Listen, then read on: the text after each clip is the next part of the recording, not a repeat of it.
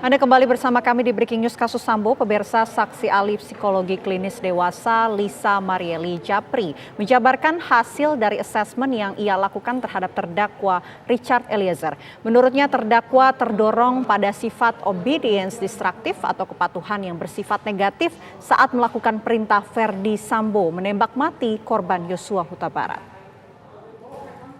Klinis adalah cabang dari ilmu psikologi yang mencoba untuk melihat, memetakan, membantu hingga bahkan menyembuhkan individu atau satu kelompok yang dirasa memiliki gangguan-gangguan klinis sehingga mengganggu mereka untuk berinteraksi dengan baik dalam lingkungan sosialnya.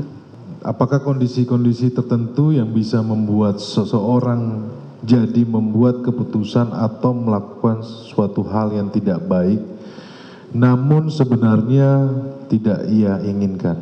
Bisa. Dalam arti bahwa seperti yang tadi saya jelaskan, ketika otak yang mengatur emosi, majelis hakim yang namanya amigdala itu membajak lobus frontalis yang seharusnya berfungsi untuk melakukan penilaian, menganalisa dengan bijak, itu jadi lumpuh ketika dalam kondisi jiwa batin sangat tertekan, dalam kondisi dia benar-benar tidak diberikan waktu untuk berpikir, proses analisanya tidak dikasih jeda waktu untuk berpikir dengan baik, itu bisa saja terjadi. Belum lagi ada faktor, kalau kita berbicara konstruk psikologis itu bisa sangat kompleks faktor yang terlibat. Salah satunya juga adalah usia dari si individu tersebut. Berkaitan dengan lobus frontalis sendiri, di dalamnya itu ada namanya prefrontal cortex. Ini baru berkembang, benar-benar berkembang ya, jadi belum menetap. Itu di atas 25 tahun ke atas, majelis hakim. Prefrontal cortex itu adalah otak bagian kita yang berpikir secara dewasa. Jadi dia mampu menganalisa dengan baik, dengan bijak, itu umur 25 tahun ke atas.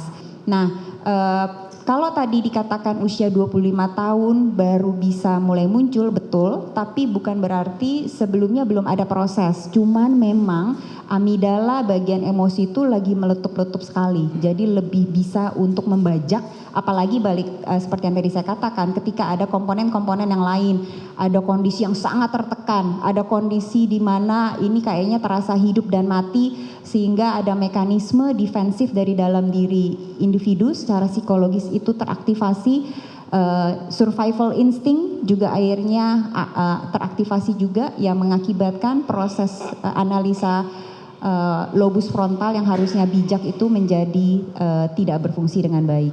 Ya, bagaimana dengan Richard Eliezer terkait dengan? Oke, kalau dari Richard Eliezer, dari hasil tesnya saja sudah membuktikan dia punya tingkat kepatuhan yang sangat tinggi. Jadi itu memang bisa diukur tuh obediensi seseorang, tingkat level kepatuhan dia pada lingkungan sekitarnya seperti apa. Dan dari hasil tes tersebut terlihat bahwa Richard Eliezer mempunyai level kepatuhan yang sangat tinggi sehingga dia punya kerentanan khusus, kecenderungan tertentu untuk lebih patuh pada lingkungan. Itu dari sisi kepatuhan saja. Kan di dalam peristiwa ini ada rasa takut juga. Ya. Apakah dalam melakukan pendampingan ahli melihat atau mengetahui hal tersebut karena melakukan assessment? Iya, ketakutannya pada saat assessment sudah berubah sepertinya. Jadi kan emosi itu kan sangat dari awal, ketika dari awal. Ketika dari awal ketakutan itu sangat jelas. Yang tadi saya katakan, pertama kali ketemu jelas sekali ada gesture takut, ada gesture cemas, gesture dia tidak bagaimana ini ke depannya nanti harus seperti apa, dan itu banyak menampilkan gesture-gesture tubuh yang cemas dan takut seperti itu, bermain-main tangan, menghindari kontak mata, hal-hal demikian. Itu terlihat sekali. Tapi seiring dengan waktu ketakutan itu karena emosi itu sesuatu yang sangat dinamis, jadi dia berubah biasanya, bertransformasi lah katakan, apalagi kemudian ada proses adaptasi, ada proses pembelajaran, ada proses dia mungkin mulai level up, mulai yakin, ada kepercayaan diri, mulai masuk yang kalau kita bilang di situ ada yang namanya intelligent disobedience, jadi proses-proses intelligent analisanya dia mulai jalan. Kalau berkaitan dengan yang sebelumnya, ketika yang banyak berperan adalah amigdala, otak emosi. Jadi dia lagi takut sekali, cemas sekali, khawatir sekali. Tapi seiring dengan waktu ketika perlahan-lahan mulai ada dukungan kepada dia baik dari orang tua, dari para penasihat hukum, dari banyak hal, analisanya mulai jalan apa yang harus dia lakukan. Nah, ini kemudian emosi takut ini tertransformasi menjadi paling tidak dari hasil tes yang terlihat ada kecenderungan hipomania. Nah, apa itu hipomania? Hipomania adalah kondisi psikologi seseorang yang tampak sangat berenergi dan bersemangat, berbeda dari biasanya. Jadi setelah takut, sepertinya kemudian Richard Eliezer itu memutuskan untuk oke, saya harus melakukan sesuatu atas kondisi ini. Jadi terlihat semangatnya tersebut. Tapi di sisi lain, hipomania juga berarti masih menutupi kecemasan yang terpendam. Jadi itu kan mekanisme diri. Ketika dia mencoba untuk oke, aku harus melakukan sesuatu nih, tapi sebenarnya di dalam dia masih cemas karena terlihat yang dalam tes MMPI yang tadi saya katakan, Minnesota Multifaceted Personality Inventory, itu adalah 10 parameter. Kita melihat parameter-parameter psikologis, seberapa tinggi level depresi, seberapa tinggi level skizofrenia, seberapa tinggi level obsesif kompulsif. Nah, pokoknya sampai 10, ada 10 parameternya. Nah, paling tinggi parameter pada Richard Eliezer adalah hipomania. Di mana hipomania sudah jelas berarti ada kecemasan yang ditutupi olehnya dengan cara mencoba untuk berenergi dan bersemangat sekali. Nah, apakah kemudian dikatakan, kalau tadi pertanyaan berkaitan dengan emosi takut dan cemas adalah emosi yang dekat. Baik. Gitu. Hubungan kepatuhan dan rasa takut tersebut? Yang tadi karena tadi saya katakan emosi adalah bensin untuk semuanya. Baik. Jadi karena dia takut makanya dia patuh. Makanya dia takut. Baik.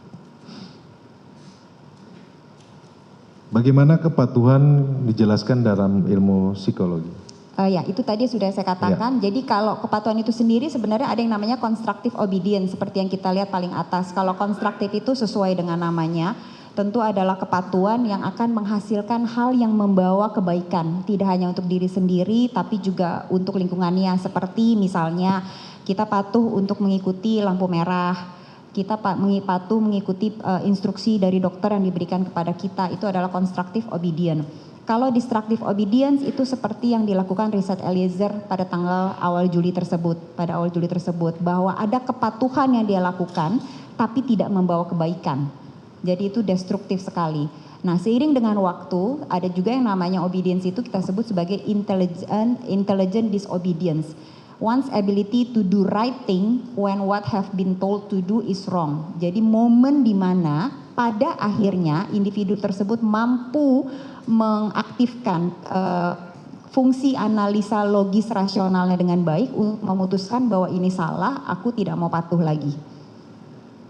Terima kasih Ali. Untuk individu yang punya kepatuhan sangat tinggi sesuai dengan hasil asesmen psikologis Ali, bagaimana ia bisa mendobrak itu dan tidak menjadi patuh menjalani apa yang diminta kepadanya? Ya, itu yang tadi saya jelaskan, intelligent disobedience. Jadi ada proses waktu ketika pertama kali terjadi, waktunya sempit sekali untuk menganalisa, merasionalisasi, membuat penilaian, aku harus apa, aku harus bagaimana, aku harus memilih yang apa, itu sempit sekali. Jadi dia hanya mengandalkan pada insting semata. Otak kita itu ada otak primatanya, dalam tanda kutip otak binatang. Gimana caranya supaya survive? Karena survival instinct itu adalah insting yang paling kuat yang membantu kita untuk terus hidup. Nah, ketika dia berada pada kondisi sangat tertekan, yang bergerak, yang berjalan duluan dan mendominasi adalah otak primatanya tersebut, otak binatangnya. Tapi setelah ini semua setelah kejadian terjadi, kemudian mulai ada proses tenang. Jadi seperti orang naik gunung, puncaknya sekali, begitu habis itu mulai landai, mulai masuk tuh proses analisa, kemudian logikanya, rasionalnya seperti apa, belum lagi dari sisi spiritualnya seperti apa, yang dia mendapatkan kekuatan, peneguhan, sampai akhirnya dia memutuskan untuk, ya stop, saya tidak mau lagi patuh, ini salah. Pemirsa, Breaking News kasus Sambo masih akan kembali usai jeda, tetaplah bersama kami.